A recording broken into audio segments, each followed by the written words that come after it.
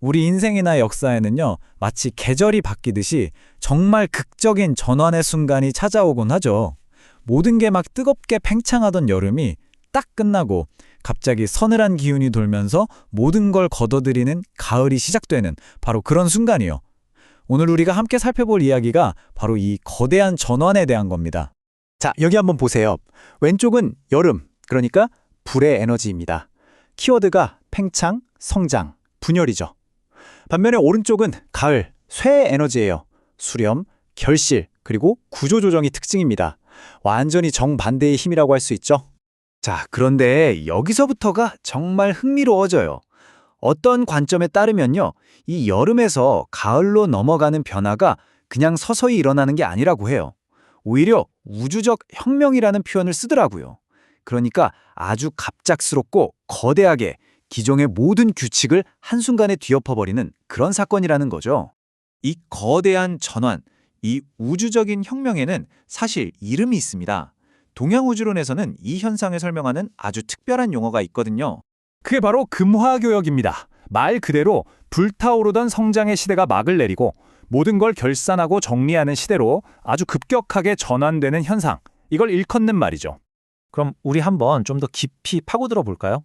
금화교역, 이게 정확히 뭘 의미하는 걸까요? 한자를 뜯어보면 그 의미가 훨씬 명확해져요. 금은 아시다시피 가을, 쇠를 뜻하고요. 화는 여름, 불을 상징하죠. 그리고 교역은 말 그대로 서로 자리를 바꾼다, 트레이드한다는 뜻이거든요. 즉, 불의 시대가 가고 쇠의 시대가 오면서 우주를 움직이는 이 두 핵심 에너지가 자기 위치를 통째로 맞바꾸는 그런 거대한 전환점을 말하는 원리입니다.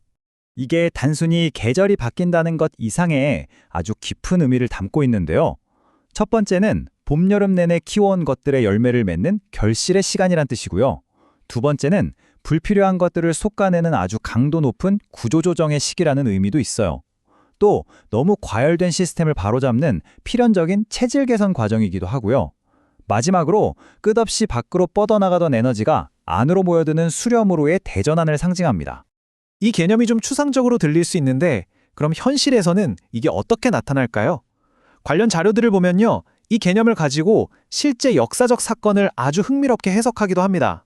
바로 우리나라의 1997년 IMF 외환위기입니다. 물론 이건 역사적 사실에 대한 어떤 특정 사상적인 해석이라는 점 먼저 분명히 짚고 넘어갈게요. 이 사건을 이해하는 하나의 틀, 하나의 렌즈로 보는 거죠.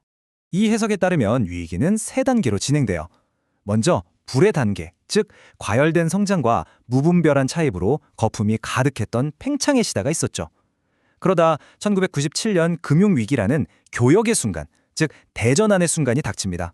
모든 게 갑자기 멈춰서고 반향을 확 틀어야만 했죠. 그리고 마지막으로 쇠의 단계가 와요. 대규모 구조조정과 부실정리, 시스템 전체를 다시 짜는 수렴과 통합의 시기가 시작된 거죠. 와, 정말 놀랍도록 이 개념과 딱 맞아떨어지지 않나요? 그런데 왜 이런 전환은 서서히 오는 게 아니라 마치 혁명처럼, 방금 본 IMF 위기처럼 갑작스럽게 일어나는 걸까요? 이게 그냥 비유가 아니에요. 이 철학에 따르면 그 원리가 아예 우주의 설계도 자체에 새겨져 있다고 봅니다.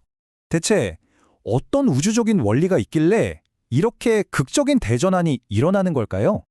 그 비밀의 열쇠는 바로 낙서, 록소라고 불리는 고대의 우주 변화 도표에 담겨 있다고 합니다.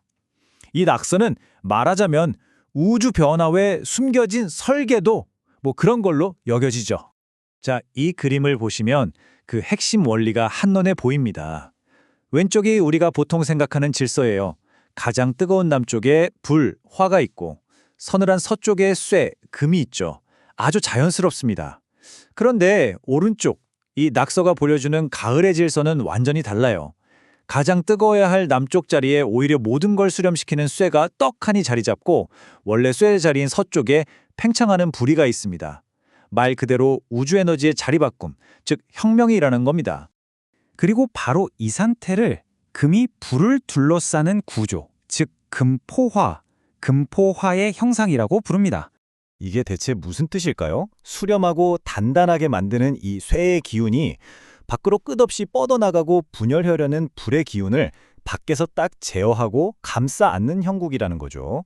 어때요? 아까 IMF 위기 때 구조조정이라는 쇠의 힘이 과열성장이라는 불의 힘을 통제했던 상황과 정말 비슷하지 않나요? 이 그림 자체가 바로 분열과 팽창의 시대가 끝나고 통일과 수렴의 시대로 들어서는 거대한 전환을 상징하는 겁니다. 마치 우주의 운영체제가 통째로 업데이트되는 것과 같다고 할 수 있겠죠. 자, 이제 모든 조각이 맞춰진 것 같습니다. 그렇다면 이 금화교역이라는 개념이 오늘날 우리에게 말해주는 건 대체 뭘까요? 핵심은 바로 이겁니다. 금화교역은 그냥 오래된 우주론이 아니라 더 이상 팽창이라는 낡은 규칙만으로는 설명되지 않는 아주 심오하고 혁명적인 변화의 순간들을 이해하기 위한 하나의 틀, 세상을 보는 하나의 렌즈라고 할 수 있는 거죠. 이 렌즈를 통해서 지금 우리가 살고 있는 시대를 한번 비춰보면 어떨까요? 전 세계적인 경제 질서의 재편, 엄청나게 빠른 기술 변화, 그리고 여러 사회적인 가치반의 대립 속에서 우리는 과연 이 뜨거운 여름의 맨 끝자락에 서 있는 걸까요?